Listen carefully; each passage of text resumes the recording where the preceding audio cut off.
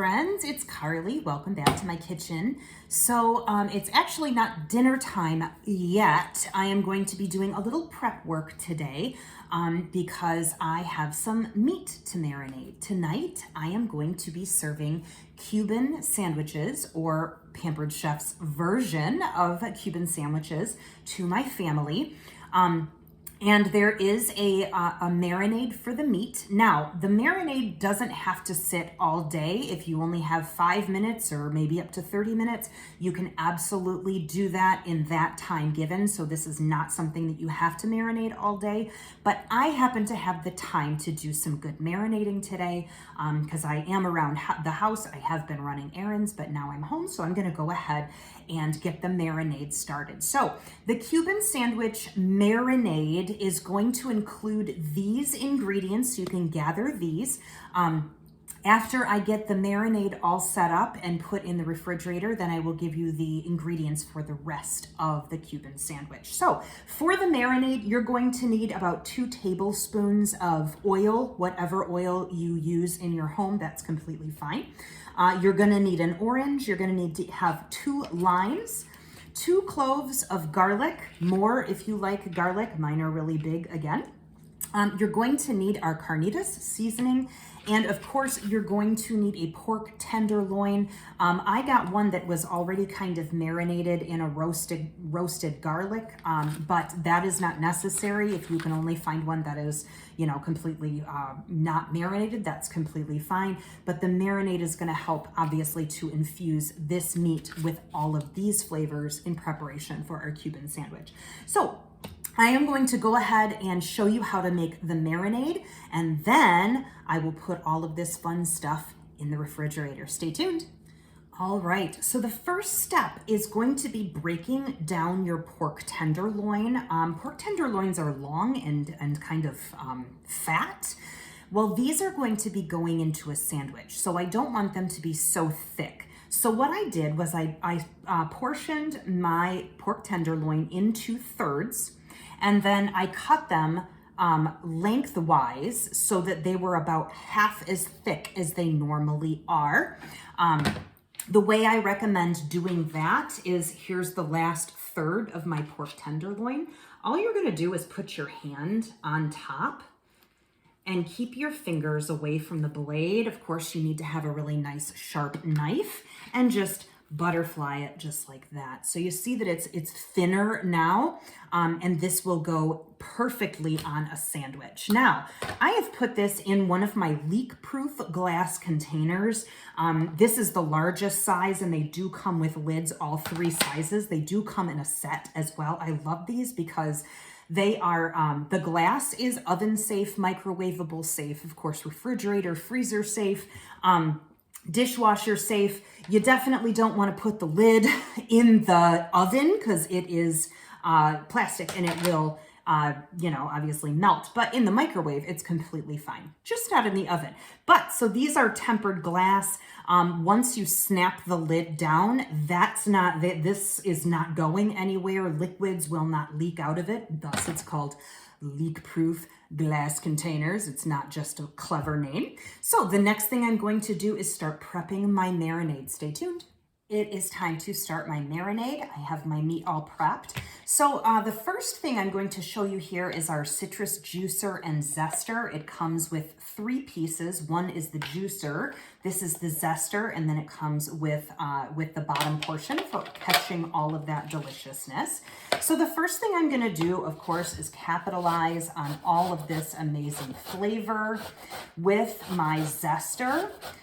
If you don't use your citrus zest, you really should. Citrus zest is, it's flavor that you've already paid for because you've already paid for the orange or the lemon or whatever citrus fruit you might have. And the outer portion of those citrus fruits is just absolutely delicious. So you don't want to get into the white of the pith. That can get pretty bitter, and that's not necessarily what you want. You definitely just want the, the zest of the outer zest, because that is where all of the flavor is. So I'm going to zest the orange, and I'm going to zest one of the limes, just like this. Tap that off. See all that amazing zest in there? Isn't that beautiful? It's already a gorgeous color. And now I am going to go ahead and put that one aside.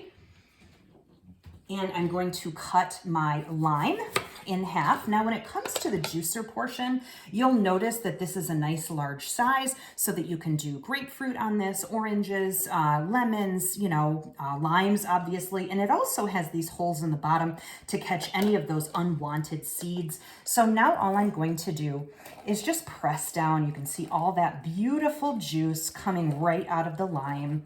Now, I usually try to kind of spin it around on there like this, just because it kind of, all those little cells in there with all of that delicious juice is what you're trying to extract. So just kind of smash it down. We're going to do one of the limes with all of the juice. And then I'm going to do half of the orange. That's a pretty large orange. So I'm not going to use the entire thing, and I can always add orange later if I want to. So look at how perfect that is. It's like little perfect vessels. Like I want to put something in there like ice cream or something. And then the orange, oh my goodness. I wish I could share the smells of my kitchen with you. It smells citrusy. It smells zesty. It smells just awesome. So here is my orange. And then of course, if I lift this off, there is all of my juice and all of my zest. Now what I'm going to do is I'm going to put some garlic in here with my garlic press.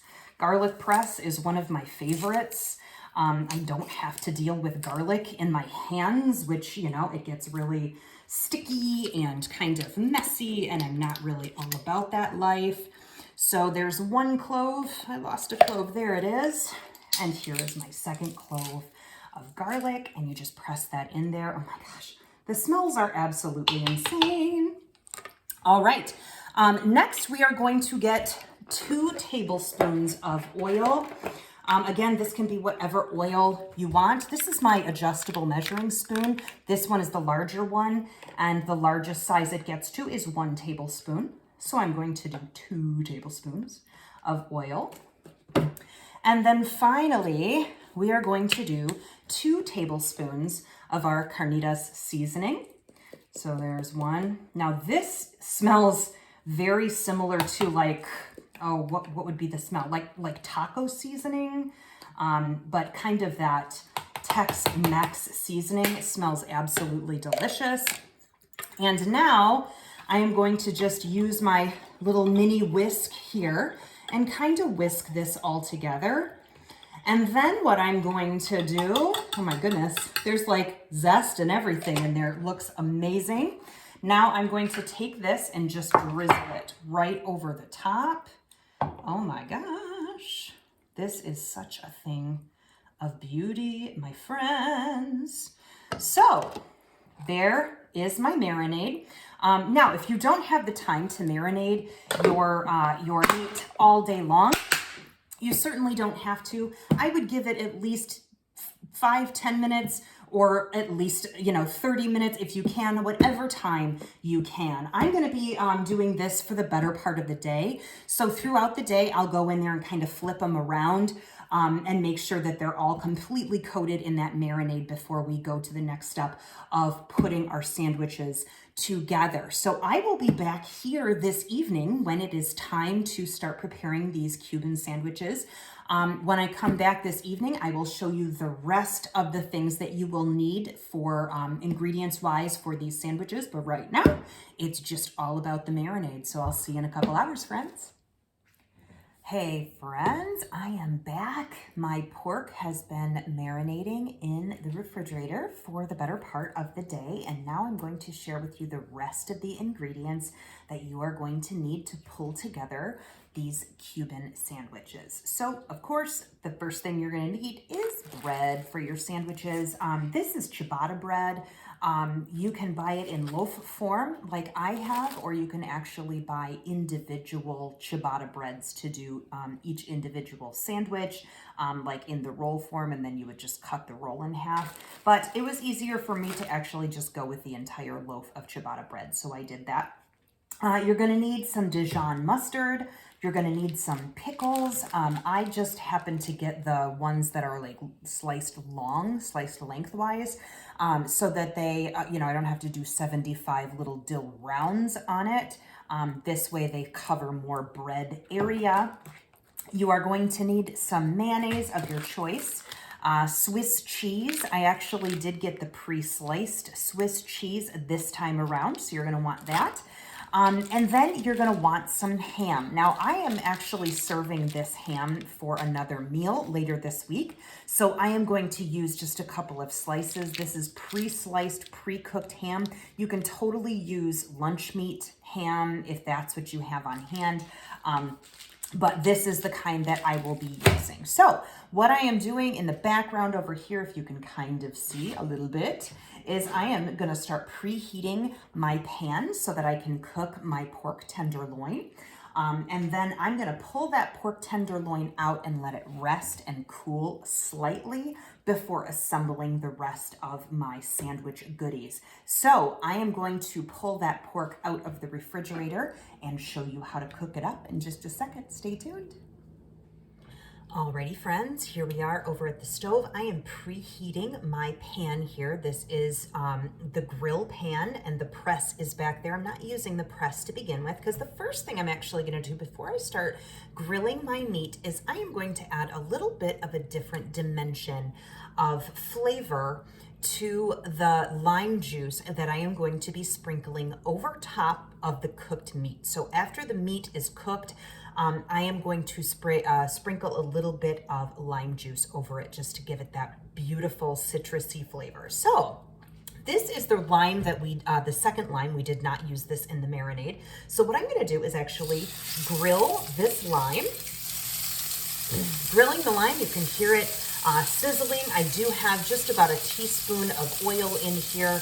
Our grill pan is non-stick, so things will not stick to it. But what I want to do with these limes is just get a nice little sear on the bottom. It's going to add a smokiness to that flavor that you can't get with just regular lime. So I'm going to go ahead and let this cook just so we can get some beautiful grill marks on the lime, and then I will show you what it looks like after it's finished grilling. It's only going to take maybe 2 or 3 minutes. You don't want it to overcook. You don't want it to get scorched.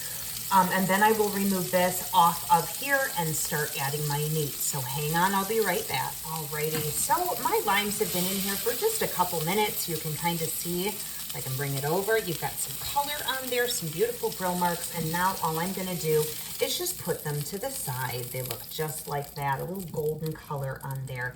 And now I'm gonna head over to my meat. Of course, this is the pork tenderloin that we have been marinating in all sorts of goodness. It smells absolutely delicious. So I'm gonna go ahead and put this down right into the pan.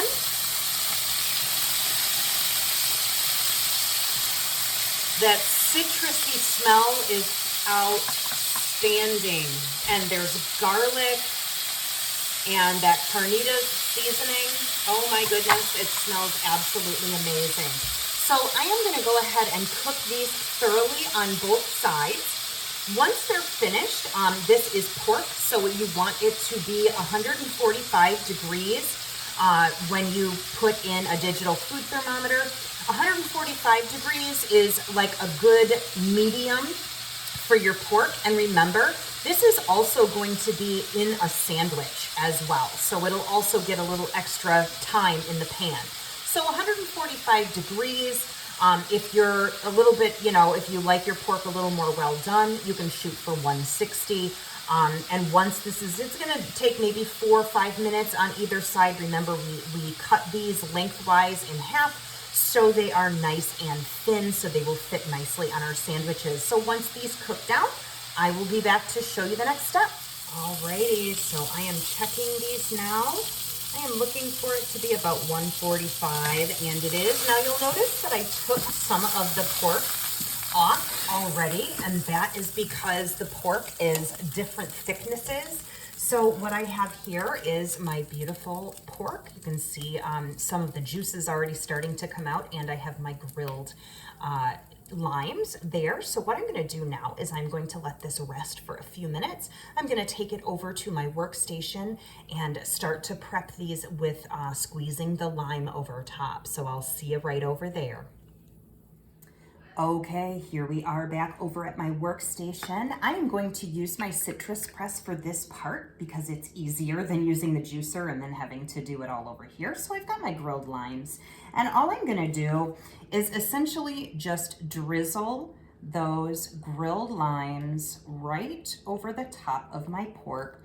Obviously there's plenty of lime to go around, so we'll kind of drizzle it and then we can move it up and, go get both sides of the pork as well. So I will move these around as well. Oh my goodness, this smells so amazing. So we're gonna let this pork rest for a little while. We want all of those juices to reabsorb into the meat instead of cutting into it right now and letting all of those juices escape. So right now that it's cooked, it's gonna rest, and it's also gonna marinate a little bit more in that lime juice. So while these are cooling and resting, I'm gonna show you the next steps. I've got, we're gonna make 4 sandwiches because I'm serving 4 people. Now, depending on your ham, mine is about the size of a sandwich bread for the ciabatta loaf that I have. So you don't have to have any more than what you're gonna need for each one.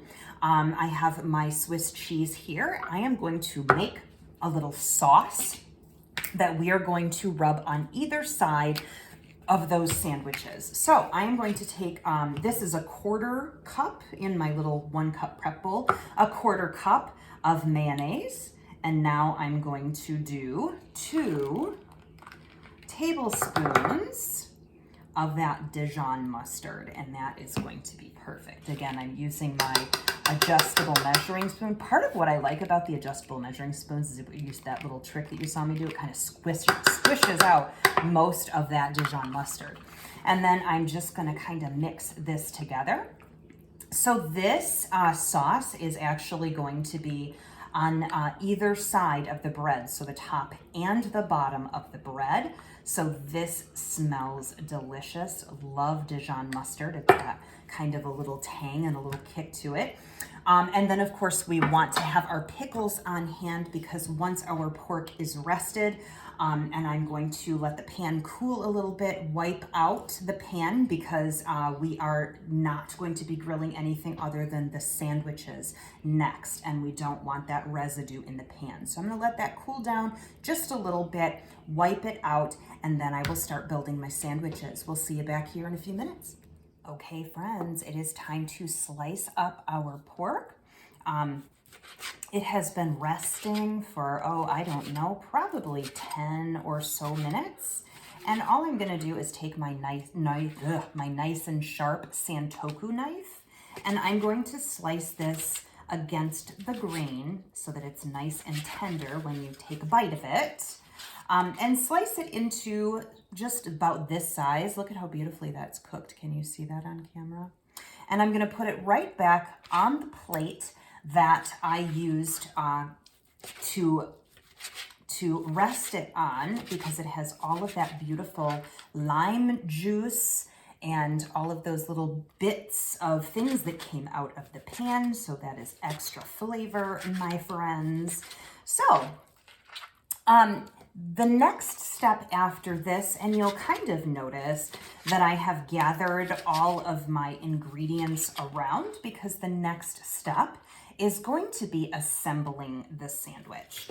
Now, you need to make sure that you have a clean working surface in order to do this. So you'll notice that I have one of my small cutting mats underneath to cut up my meat on, and now I can put that to the side so that I have a nice clean area to start assembling my sandwiches. So I'm gonna go ahead and take a slice, 2 slices of our bread.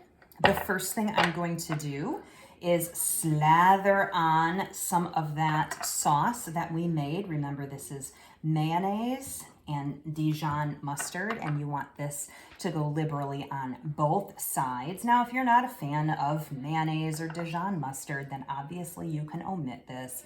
And just like all of our recipes for Pampered Chef, everything is customizable. Now, we want to take our Swiss cheese, and we want to have Swiss cheese on both sides. Why? Because we are making a melty sandwich. So I'm gonna take a slice of my ham and put it on one side. Now I'm going to layer some pickles on. It's gonna take just about 3 pickles, I think, to cover this. And now I'm going to take those beautiful slices of our pork and just kind of layer that right on top. And we can be pretty generous because we have an entire pork tenderloin. And then we're going to put this on top. Isn't that going to be an absolutely amazing sandwich? So this is just the first step. It smells so good. Oh my gosh, the pickles and the cheese and the pork and the ham. Oh my goodness gracious. So this is the first step. The last step is going to be to grill these all up in my grill pan and press, which I have cleaned out and am currently just kind of reheating on the grill. I'm gonna go ahead and finish prepping all of these beautiful Cuban sandwiches, and the next time we get together, I will show you how to grill them up. See you in a minute. All right, friends, here we are back at the stove. I am going to start grilling up my sandwiches. Now, I have been preheating my grill pan and press.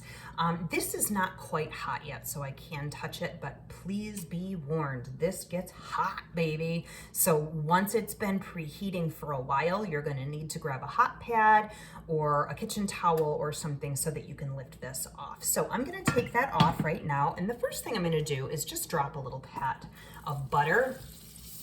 Now, sometimes people will butter both sides of the bread. I don't always do that. It's like extra work, in my opinion, and I don't like doing extra work. So I will just put butter into the pan and kind of move it around. And then there should be plenty of butter in those wells to cook both sides of your sandwich. So I'm gonna go ahead and put that in and that in. I'm gonna have to do 2 batches. Now, Cuban sandwiches are a little bit smushed together, almost like a panini style. So as this is cooking, you're gonna wanna apply some pressure down on top here.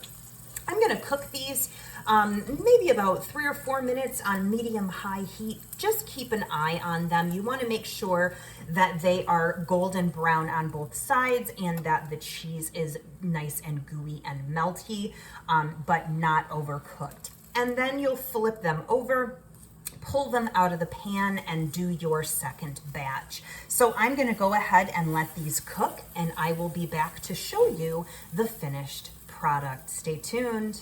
Here is the finished product, friends. Isn't that gorgeous? Look at that cross section. You can see all of the layers of gooey goodness. There is cheese and pickles and pork and ham. And of course, that awesome sauce that we made. So this is a really accessible recipe that you can do any night of the week. It's great for lunch. It's great for dinner. It makes a huge portion. Probably 1/2 of these sandwiches is a full portion, or even a quarter if you're not, that huge into, eating your weight in Cuban sandwiches. So I'm just gonna finish up cutting these in half and serving them on my plates, putting together some sides, and then I will be eating. I cannot wait. These look so beautiful. Thank you so much for joining me today. I hope you like this recipe. I hope your family loves this recipe. And I hope you give me a like and a subscribe, and I'll see you next time. Bye.